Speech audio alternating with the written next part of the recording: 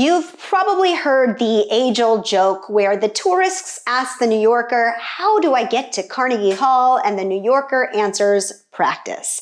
Well, it is no different with senior leadership. How do you get to senior leadership? Practice. Stay tuned today on Moxie Talk. I am going to unpack everything you need to know to prepare for a presentation to senior leadership.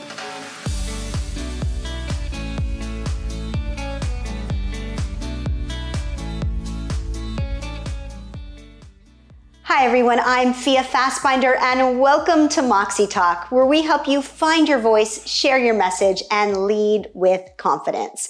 Before we get started with today's video, I would love for you to hit that alert button if you are watching me on YouTube.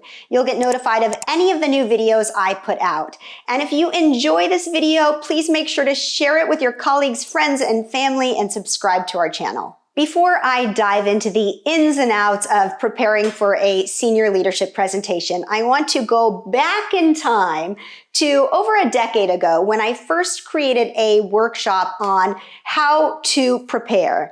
Now, coming from an acting background, my preparation process that I was suggesting to these presenters was long. It included many steps, rehearsals around your voice and your body, and you name it, soup to nuts. This was a 6-week rehearsal process that no executive I've ever met has time for. I learned very quickly that in the real world, presenters do not have time to prepare like Broadway actors. There are so many things to think about, from your content to your delivery to the Q&A, you name it.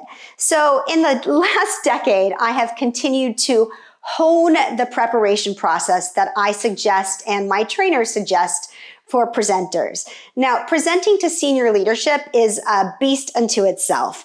And that is definitely something that I have learned in the trenches working with so many teams that have to present to senior executives.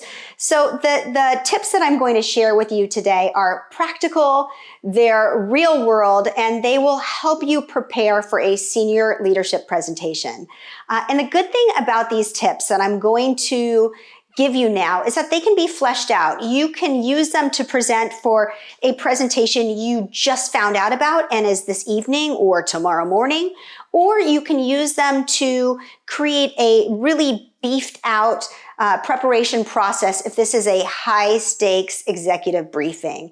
Now, I've done several videos before about preparation. If you are interested in some more high level tips about preparation, please watch my video on how to practice even when you don't want to. Watch my video about why practice. This one is really going to deep dive into preparation for senior leadership. And I'm going to break down this preparation into 5 phases: ideate, execute, edit, practice, and feedback, time permitting. All right, here we go.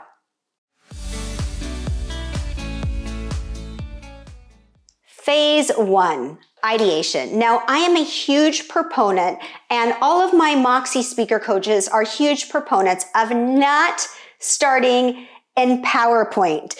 When you are in the ideation phase of thinking about and brainstorming the content for your presentation to senior leadership, I don't care if it's a 3-minute presentation or preparing an entire 45-minute presentation, I always recommend that you go analog. Start by either go to old-fashioned pen to paper, fingers to keyboard, use a Google Doc or a Word doc, but do not start in PowerPoint. If you are thinking, I am so visual, I actually imagine my entire presentation in my PowerPoint, then I would recommend you use sticky notes and go old school like the Hollywood movie directors do, and you can storyboard out your presentation before you go to PowerPoint. But it's really important that you do not start in PowerPoint. I know this is a really difficult habit to break, but I can tell you right now, I can always tell when a presenter has started in PowerPoint because their presentations lack narrative arc, they lack flow. Sometimes they're stuck in the weeds in areas. It's really important that before you go to your PowerPoint, take a step back and let's plan out the narrative arc of this presentation. So, what should you be ideating? What should you be thinking about when you go analog? The first step of any presentation to senior leadership is, who is your audience? Audience analysis is such a powerful tool, and most of us don't do it. We create presentations that are one size fits all. And I always say that a one size fits all presentation is like a one size fits all suit. It fits nobody well. So it's really important that the first step of your brainstorming is to think about who will be in that audience. And it's not good enough to just say, oh, the senior leaders. There are specific questions you need to ask yourself about these people. And we call this the know, feel, do, remember audience analysis. And this is really a bare bones, if you think about nothing else, ask yourself these 4 questions before you begin to write your presentation. And even though we say know, feel, do, remember, that is actually not the order that we are going to think about the questions.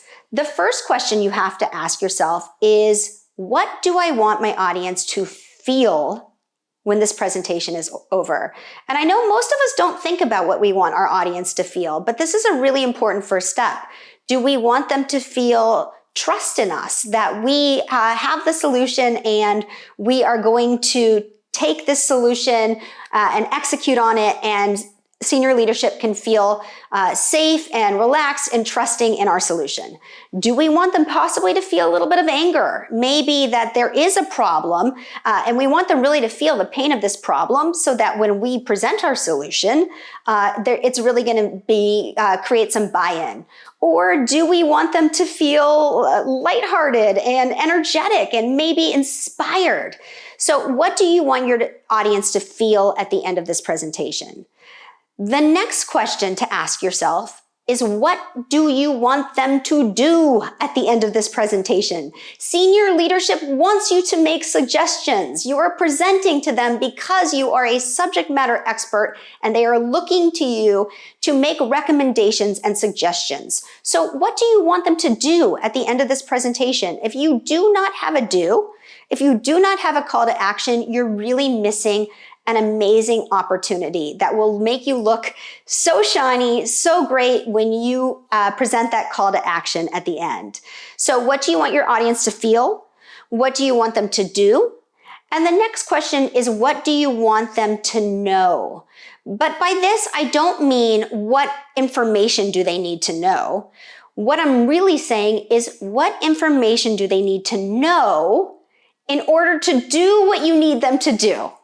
So this is hard for some of us that want to throw everything but the kitchen sink into our presentations. No, they don't need everything but the kitchen sink. They need to know about the faucet so that they can act on the solution to the faucet at the end of the presentation. So what do you need them to know to do what you need them to do? And the last question, and this is borrowed from my time as a TEDx speaker coach, is, what do you want them to remember? Now, we would love to say that people remember everything in our presentations, but let's face it, they're not going to, especially senior leaders that hear a ton of presentations on the regular. So if only one thing, if they are only going to take away one thing from your presentation, what is that one thing that you need them to remember? Now, those are the 4 questions that you need to ask yourself before you do anything else. And we call this beginning with the end in mind, because you're really thinking about the end result. And this will dictate everything that goes into your presentation. Everything in your presentation should feed directly into your answers to what do I want them to feel, know, do, and remember. Now, if it doesn't feed directly in, if it's, maybe extra information or the wrong call to action or giving them information that's going to set the wrong tone, we call this murdering our darlings. It's really difficult to do. I know all of us, we want to put so much into our presentation, but we have to keep in mind that it's really important with senior leadership, especially, to not only end on time, but end early. These people are so busy. Time is money. Let them know what you need them to feel, do, know, remember in the least amount of time possible. And that is only possible if you do some audience analysis before you even start ideating and you begin with the end in mind. Phase 2, execute. So now you've ideated, you've brainstormed, you've come up with your audience analysis, and you are ready to execute, which basically means crafting your presentation. And the way I teach clients and the way I train all of my coaches to teach clients to craft their presentation is creating what we call an audience journey map. And the audience journey map structure is so flexible that once you internalize it, you can use it for an entire presentation. You can use it to structure a whole meeting. You can use it to answer Q&A. You can even use it to just stand up in a meeting and give a 5-minute presentation. So let's unpack what is involved in an audience journey map. Now, an audience journey map is really a glorified outline. But the reason I don't use the word outline is outline, usually we think about our high school or college English classes, right? Where we had to outline our essays. The difference between that and a presentation is usually essays are for the purpose of informing. In my opinion, your audience journey map isn't just to inform. It's not just to give them information. It's to take them on a journey, right? From what they were thinking when you started your presentation to what they're thinking, feeling, and doing differently at the end. That's why we do all that great audience analysis. So this is really an outline, but the difference is your mindset. You're thinking about how you are taking those senior leaders' hands and taking them on a journey so that the information you provide to them is provided in a way that will cause them to take action. So the first step on that audience journey map is your introduction.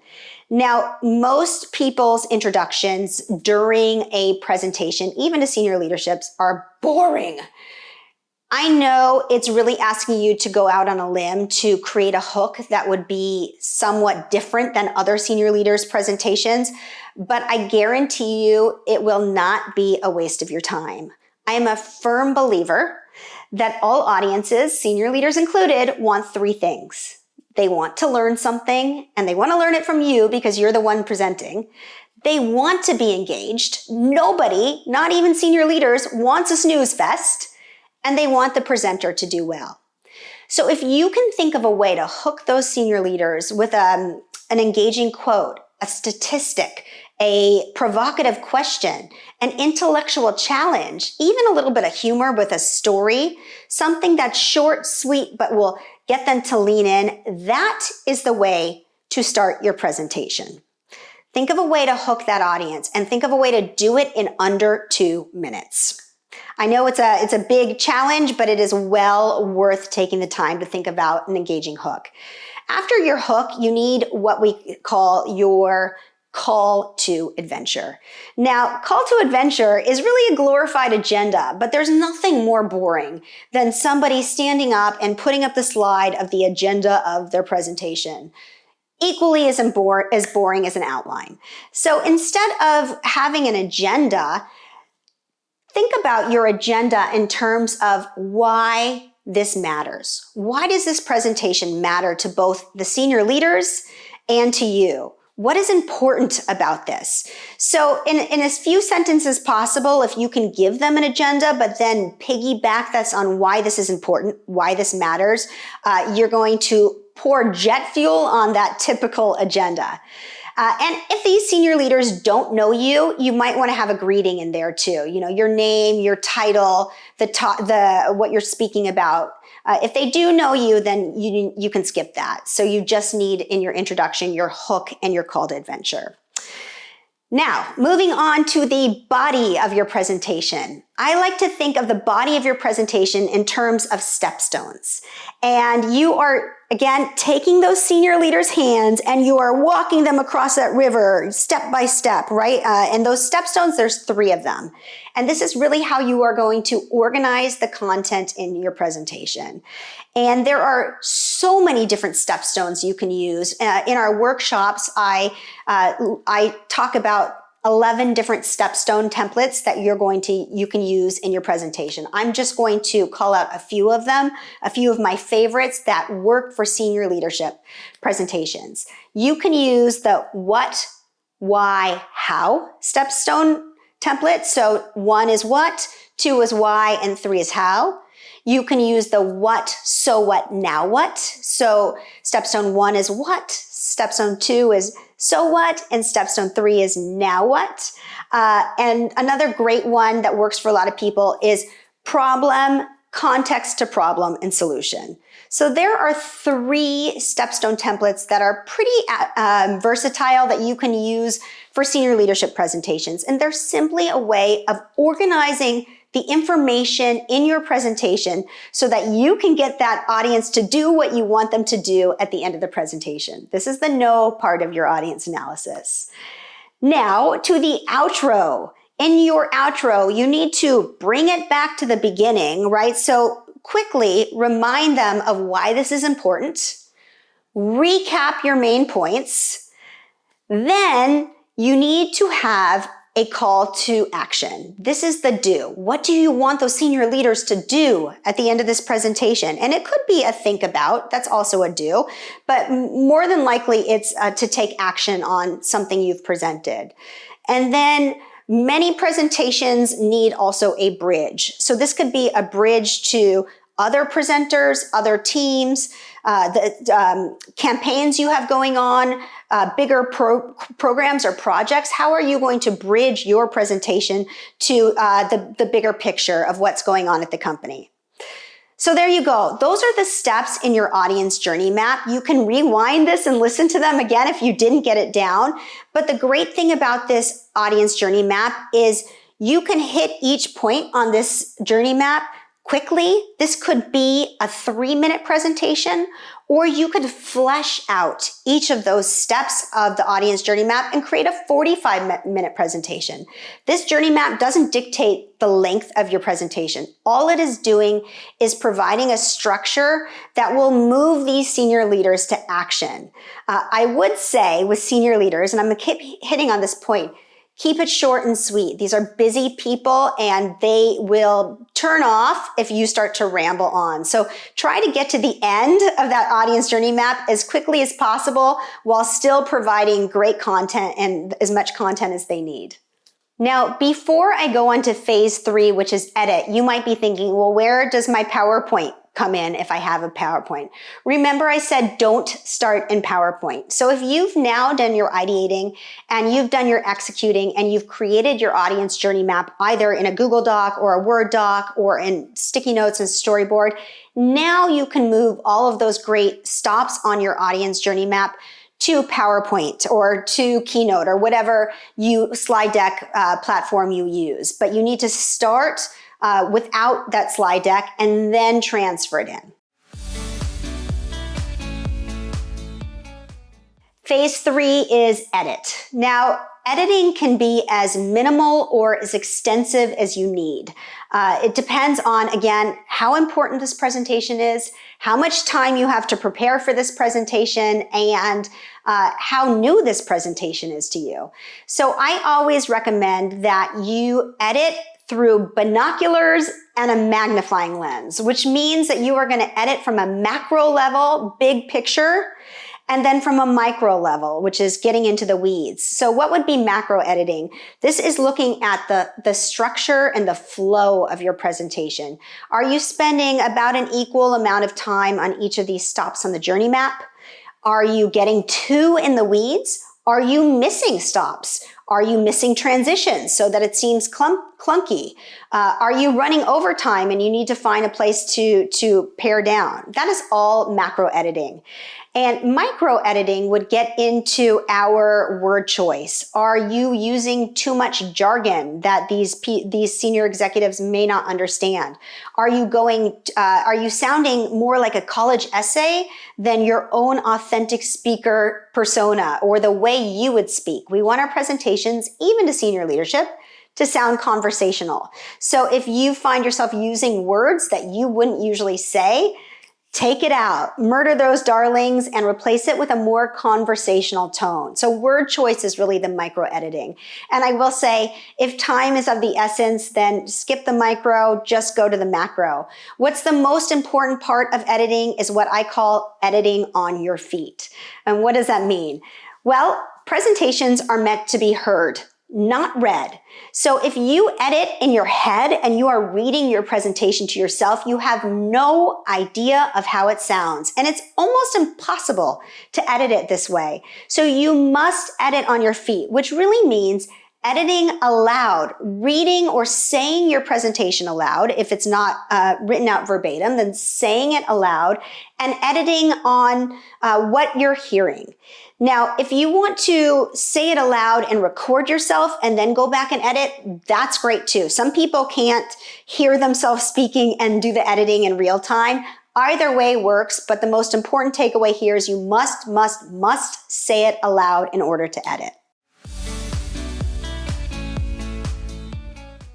Phase 4 is practice. Now, I get it that you don't have time to practice like a Broadway actor. I told you the story of the slide getting iterated over time as I was training executives and presenters. But there is a down and dirty practice method, and I will say it over and over and over again that practice is the one way to feel confident with your presentation, because when you actually get up to give it to those senior leaders, it doesn't feel like the first time you've done it. It feels like the 5th, 6th, 7th, 8th time. It's just the first time in front of those leaders. So practice is so important. But I get it that a lot of times we don't have time to practice, or we think we don't have time to practice. So what is the down and dirty practice method that you can use? The first thing to know is that you need to simulate the real condition. So set up chairs if it's an in-person presentation in the same forum that these senior leaders are going to be in. I know that sounds silly. If it's a virtual meeting, start a Zoom meeting and use all the tech. Use your slides. Use your mic. Use the camera. Do the breakout sessions. Try to do it as close to the real thing as possible so that there are no surprises. You've worked out all the kinks before you get up there. If this means only one time through like this, better than nothing, I'm telling you. It's one practice is better than no practices by far. It's 100% more than zero. So it couldn't hurt. While you're practicing, here are a few things to think about. First of all, your confidence level. You might feel super nervous inside, your heart's racing, you're sweating, but remember that people don't know you're nervous unless you show them you're nervous. So if from the outside you appear calm and confident, that is going to do so much for your message to senior leadership. They want to see that you are calm, that you are confident, that you are an authority, that they can trust you. You do not want their mirror neurons firing off that they're feeling squirmy and nervous for you. So what specifically should you look for? What are the clues you can look for that you are appearing confident? Your voice. How is your voice? Are you speaking at a great pace? Are you pausing? Is your voice quivering? If so, can you stop it from quivering? Are you able to emphasize certain words to break up the monotone of your presentation? And I could ask the same thing about your body. Are there any clues that your body is nervous? Are you shaking? Are your eyes downcast? Are you getting small with your body language? All of these are major clues to those senior leaders in the room that you're nervous. And I know all of us get nervous, but there is nothing worse than your message to these senior leaders being undermined before you even start because you're nervous. And I'm telling you right now, if you are that nervous in front of these senior leaders, they will either feel sorry for you or start to discredit you. And what a shame that is, especially because I know you all have amazing messages to present. Now, you might be thinking that I have no idea how to correct my quivery voice or to correct my body language. I watched myself back and I now know I'm doing these things and I have no idea how to correct them. I have videos, I've got your back. I have many videos on how to display confidence when you're presenting in your voice and your body. So please take a look and watch those so that you can find ways to coach yourself through those nerves. And speaking of coaching yourself through those nerves, a lot of the work I do with presenters is not about adding tools to their speaker toolbox in terms of delivery. It's about just taking or eliminating any kind of speaking habits that would undermine your message of authority. So whether that's speaking too quickly or using too many filler words or wishy-washy body language, lack of eye contact, these are all speaking habits that are easily correctable so that what people are focusing on is your amazing presentation and not your nervous speaking habits. Phase 5, last but not least, is feedback. And I say feedback as phase 5 with the caveat that this is if time permits. I know sometimes there is not time for feedback. But if you can get feedback, again, this is dictated just like everything else by how new is this presentation? How long is this presentation? How much time do you have to prepare for this presentation? And how high stakes is this presentation? Obviously, if the answer to those questions is it's very high stakes and I have a lot of time to prepare and it's brand new, I would think that your feedback and your preparation process should be a lot more comprehensive and robust than this is a presentation you just found out about and you have to give in an hour. So that being said, what kind of feedback should you get? First and foremost, feedback from yourself. If you only get feedback from one source, get it from yourself. I spoke earlier about when you are practicing, looking for clues that you're nervous in your body and your voice. Well, you'll only see those clues and hear those clues if you watch yourself back. So I know you're thinking, oh, this is such an awful idea. No, it actually is one of the best things you can do for yourself as a presenter. And the awful idea is actually to watch yourself in a mirror. That is awful. You're not able to stay present. You're going to spend your entire time thinking about, wow, my mouth looks weird. I didn't know I had a crooked face. Do not watch yourself in a mirror. If you want feedback on your own presentation, I highly recommend you record yourself and then watch it back, whether that's on your phone or start a Zoom meeting or a Teams meeting or a Google Meet meeting and watch it back. That is the best way to get feedback on your own presentation skills. And I can guarantee you from years of experience doing this so much for myself and for clients and for my trainers, it gets easier. I promise you, your eyes will not melt out of your head. You will not go down a rabbit hole of despair and misery watching yourself. Instead, set yourself up for success by asking yourself, what am I looking for in my presentation? Eye contact, vocal variety, speaking at a good pace. Set some standards for yourself and some metrics so that those are the things you're specifically looking for in the feedback from yourself.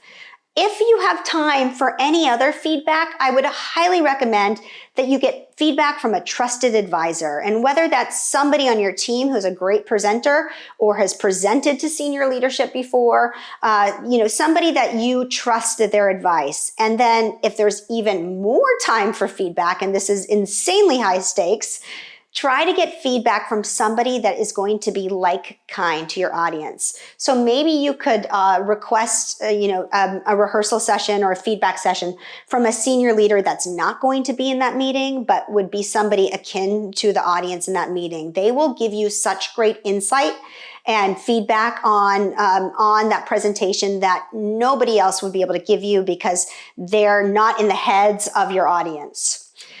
So that's it. Those are the 5 phases for preparation to any presentation to senior leadership, from a 3-minute to a 45-minute, from one the next morning to one a month away.